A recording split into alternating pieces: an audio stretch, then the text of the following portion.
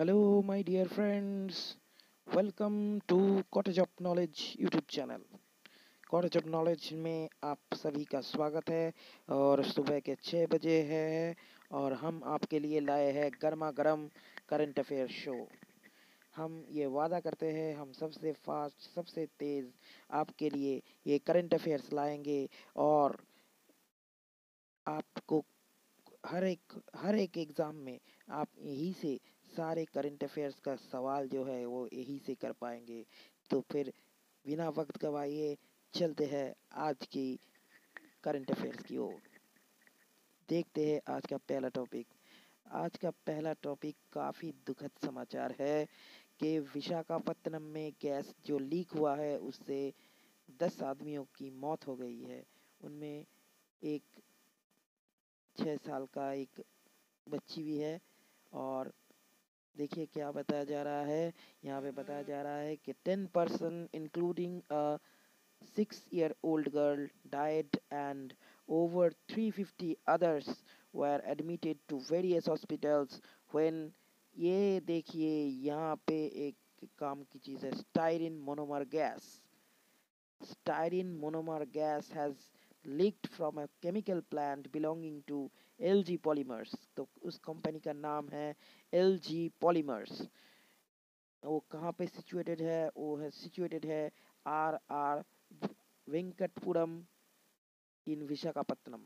मतलब विशाखापत्तनम में आर वेंकटपुरम में ये LG पॉलीमर्स का जो फैक्ट्री है वहाँ से या ये केमिकल प्लांट है वहाँ से ये गैस लीक हुआ है। उसका नाम है उस गैस का नाम है एल स्टायरीन। उस गैस का नाम है स्टायरीन मोनोमर गैस और उसमें अभी तक 11 लोगों की मौत हो चुकी है। चलते हैं अगले टॉपिक की ओर। यूपी गवर्नमेंट लॉन्चेस आयुष कवच कोविड ऐप। देखिए काफ़ी जो सरकारें हैं वो बहुत सारी सरकारें हैं बहुत सारी ऐप लॉन्च कर रहे हैं। और यहाँ पे देखिए उत्तर प्रदेश की जो सरकारें हैं उन्होंने उत्तर प्रदेश गवर्नमेंट ने एक लॉन्च किया है ये ऐप आयुष कवच कोविड। आयुष कवच कोविड ऐप ने लॉन्च किया है और उन्होंने ये इसीलिए लॉन्च किया है तो gate health remedies which can be useful in fight against COVID-19। इस ऐप को लॉन्च किया है आयुष मिनिस्ट्री ने। आयुष मिनिस्ट्री के द्वारा ये ऐप लॉन्च किया गया है इसे डेवलप किया गया है और सर उत्तर प्रदेश सरकार ने ये ऐप लॉन्च किया है। इस सिलसिले में एक स्टैटिक जी के भी यहाँ पे पूछा जा सकता है कि उत्तर प्रदेश का मुख्यमंत्री कौन है? उत्तर प्रदेश का मुख्यमंत्री है श्री योगी आदित्यनाथ जी। उत्तर प्रदेश का मुख्यमंत्री है श्री योगी आदित्यनाथ जी। चलते हैं अगले टॉपिक की ओर। Mustafa al Kadhimi becomes new prime minister of Iraq. देखिए ये काफ़ी चर्चे में है इराक। और इराक में अभी नया प्राइम मिनिस्टर आया है और उनका नाम क्या है? उनका नाम है कादिमी मुस्तफ़ा अल कादिमी। ये इराक के नए प्राइम मिनिस्टर बन गए हैं। तो क्या बताया जा रहा है देखिए formal intelligence chief of Iraq. मतलब ये पहले इराक के इंटेलिजेंस चीफ भी रह चुके हैं। तो former intelligence chief of Iraq Mustafa al Kadhimi becomes new Iraqi Prime Minister.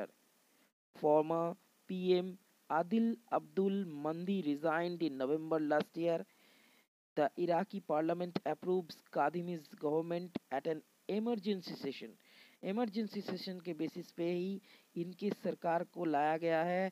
He will begin his term with a full cabinet without a full cabinet. मतलब उनके पास फुल कैबिनेट जो है वो नहीं होगा। However after several ministerial candidates were rejected, he is serving as the head of Iraq's National Intelligence Service from 2016। मतलब 2016 से ये जो है मुस्तफ़ा अल कादिमी, ये इराक के नेशनल इंटेलिजेंस सर्विस के चीफ की दायित्व में रह चुके हैं। ठीक है, तो यहाँ पे और एक स्ट्रैटेजी के यहाँ से पूछा जा सकता है कि इराक का कैपिटल क्या है। इराक का कैपिटल है बगदाद। इराक का कैपिटल है बगदाद। ठीक है, और वहाँ के नए प्राइम मिनिस्टर बने मुस्तफ़ा अल कादिमी। और फॉर्मर प्राइम मिनिस्टर कौन थे? आदिल अब्दुल माहिदी। आदिल अब्दुल माहिदी थे फॉर्मर प्राइम मिनिस्टर, और अभी प्राइम मिनिस्टर बने हैं मुस्तफ़ा अल कादिमी। ठीक है, तो चलते हैं अगले टॉपिक की ओर। World athletics day is observed on 7 May. मतलब ये जो वर्ल्ड एथलेटिक्स डे है, ये 7 मई को सेलिब्रेट किया गया है। और यहाँ पे देखिए क्या बताया जा रहा है कि the date of observation is subject to change as International Amateur Athletics Federation decides the date every year. मतलब ये but the month remains the same which is May. मतलब ये जो है, ये वर्ल्ड एथलेटिक्स डे ये कब मनाया जाएगा? ये IAAF international amateur athletic federation के निगरानी में होता है।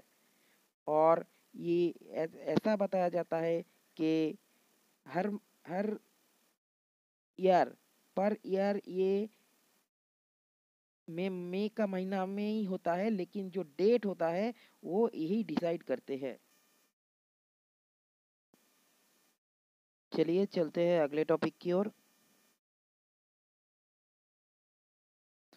देखिए आरोग्य सेतु के बारे में है। Arogya Setu interactive voice response system, जिसे IVRS भी कहा जाता है। IV Arogya Setu interactive voice response system, the feature has been implemented in the Arogya Setu mobile application. The new feature of the app aims to include citizens with feature phones and landlines under the protection of Arogya Setu. The device is available across the country. The service is available across the country. मतलब यहाँ पे जो है, यहाँ pay feature phones अभी तक के लिए सिर्फ एंड्रॉयड फ़ोन्स के लिए ये आरोग्य सेतु ऐप था, लेकिन अब आरोग्य Setu interactive voice response system जो है, इसे लैंडलाइन के लिए भी और फीचर फ़ोन्स के लिए भी अवेलेबल कर दिया गया है। इसे प्रोटेक्शन ऑफ कोविड के खिलाफ जो प्रोटेक्शन है, इसके खिलाफ ये आरोग्य सेतु बहुत ही कारगर सिद्ध होगा, ऐसा ही हमारे सरकार का विश्वास है। ठीक है, चलते हैं अगले टॉपिक की ओर। Ayush minister Shripad Yesso Naik and Health Minister Harshvardhan will jointly launch 3 Ayush-based studies related to COVID-19 situation at Delhi on 7th May. The initiatives are taken to address the COVID-19 pandemic problem in the country through clinical studies, including prophylactic and add-on interventions of Ayush system. मतलब यहाँ पे Ayush minister जो है श्रीपद येसो नायक and health minister जो है हर्षवर्धन जी, उन्होंने jointly एक 3 Ayush based studies को लॉन्च किया गया है उनके द्वारा। इसमें क्या किया जाएगा, उसमें आयुष सिस्टम के माध्यम से जो कोविड-19 का पैंडेमिक का जो ट्रीटमेंट है, उसे उसी उसी का क्लिनिकल स्टडी ही किया जाएगा। ये प्रोफाइलैक्टिक केसेस में कोविड-19 में आयुष के द्वारा दिए गए नुस्खे के कैसा इस्तेमाल हो सकते हैं, इसी का जो ट्रायल होगा, इसी का लॉन्च किया गया है आयुष मिनिस्टर और हेल्थ मिनिस्टर के द्वारा। इसमें से 2 और स्टैटिक जी के आपको याद रखने हैं कि आयुष मिनिस्टर कौन है, वो है श्रीपद येसो नायक, एंड हेल्थ मिनिस्टर कौन है, श्री हर्षवर्धन। ठीक है, तो चलते हैं अगले टॉपिक की ओर। Veshak, the day of the full moon, in observed in the month of May by the United Nations on 7th May 2020. The day commemorates the birth, enlightenment, and death of Lord Buddha, the founder of Buddhism, all of which is said to have taken place on the same day. मतलब ये वैशाख का दिन बहुत ही important है। ये गौतम बुद्ध से भी related है। इसे बुद्ध पूर्णिमा भी कहा जाता है। और वो कब मनाया गया? उस 7 मई को मनाया गया है। ठीक है, तो चलते हैं अगले टॉपिक की ओर।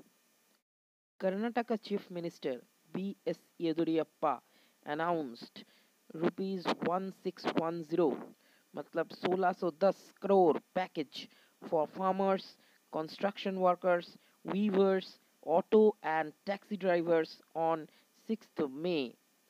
The state government has also announced that all those who incurred losses due to lockdown will be compensated.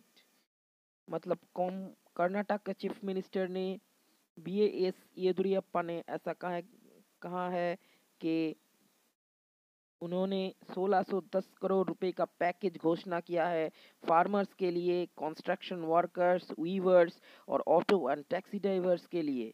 उन्होंने ऐसा भी कहा है कि जो भी इनका जो लॉस हुआ है उसे कंपनसेट सरकार करेगी। स्टेट का जो सरकार है उसे कंपनसेट उन्होंने ही कंपनसेट करना है उसके इनका जो लॉस हुआ है उसको। ठीक है, तो चलते हैं अगले टॉपिक की ओर।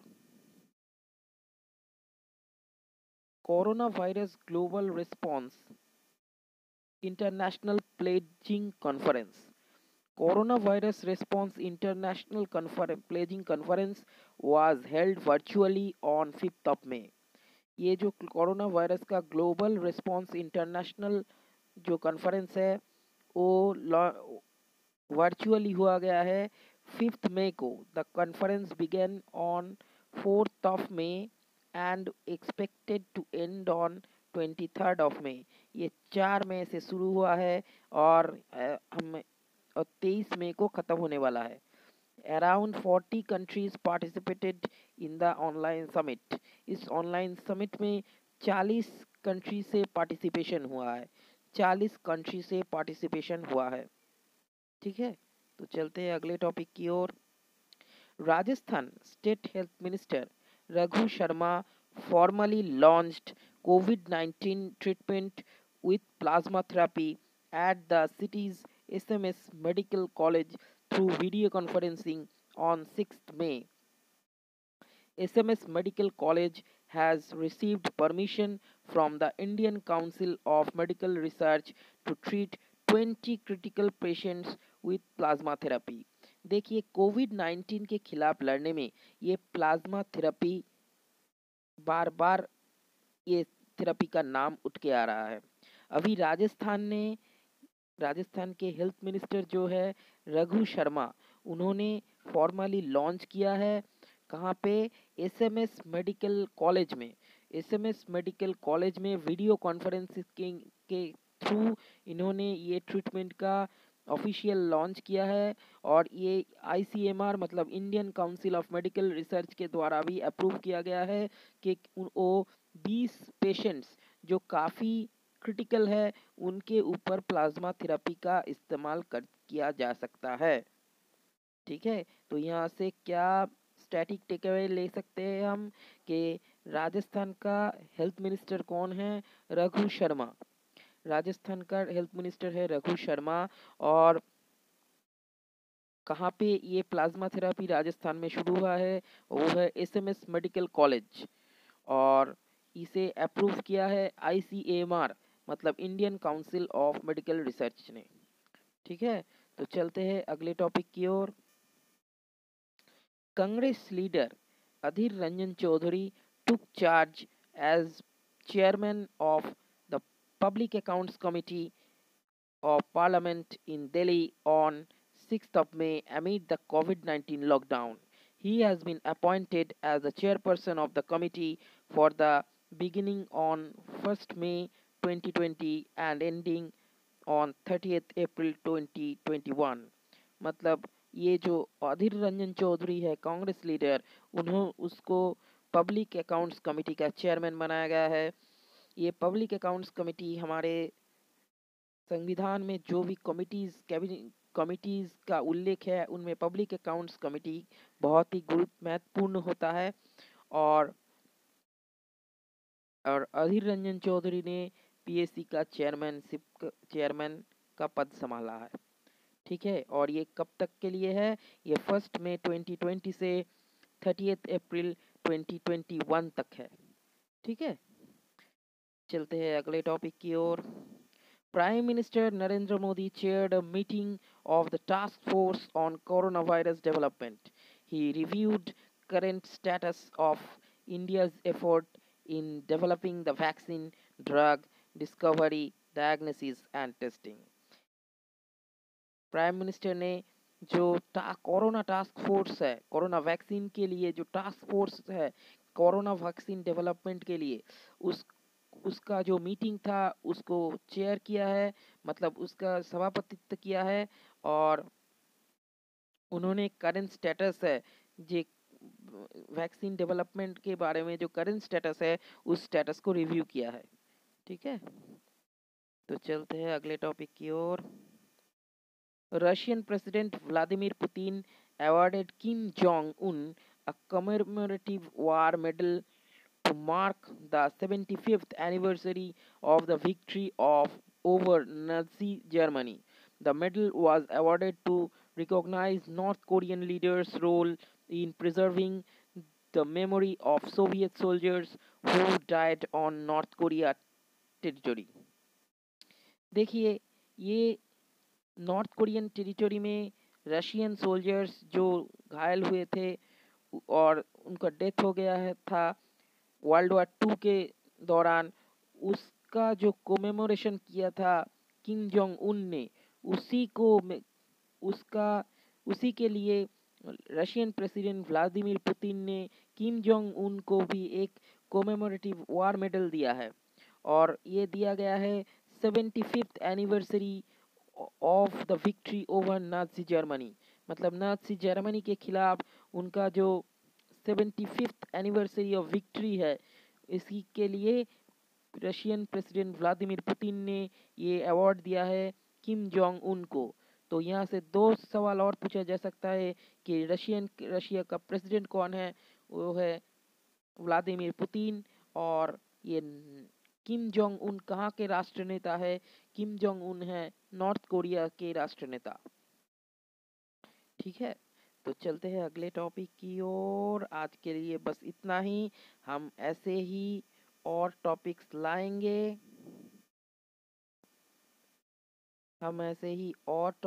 आपके लिए लाएंगे और फास्ट लाएंगे, सबसे पहले लाएंगे। आपको बस इतना करना है, आप हमारे इस चैनल को पूरी देखते रहिए, हमारे टेलीग्राम ग्रुप को भी ज्वाइन कीजिए। वहाँ पे इस सबके लिए काफ़ी सारे पीडीएफ्स भी प्रोवाइड किए जाएंगे करंट अफेयर्स के रिगार्डिंग, और बहुत सारे जॉब्स रिलेटेड पीडीएफ्स प्रोवाइड किए जाएंगे। और हमारे चैनल को ज़्यादा से ज़्यादा लाइक, शेयर और सब्सक्राइब भी कीजिए। आप हमने अभी जो सेशन लिया है उसी के ऊपर आधारित एक क्विज कंपटीशन हम जल्दी ऑर्गेनाइज करने वाले हैं। वहाँ पे आप क्वेश्चन आंसर्स कर पाएंगे। और तब तक के लिए keep watching, keep supporting us, और like, share and subscribe our channel.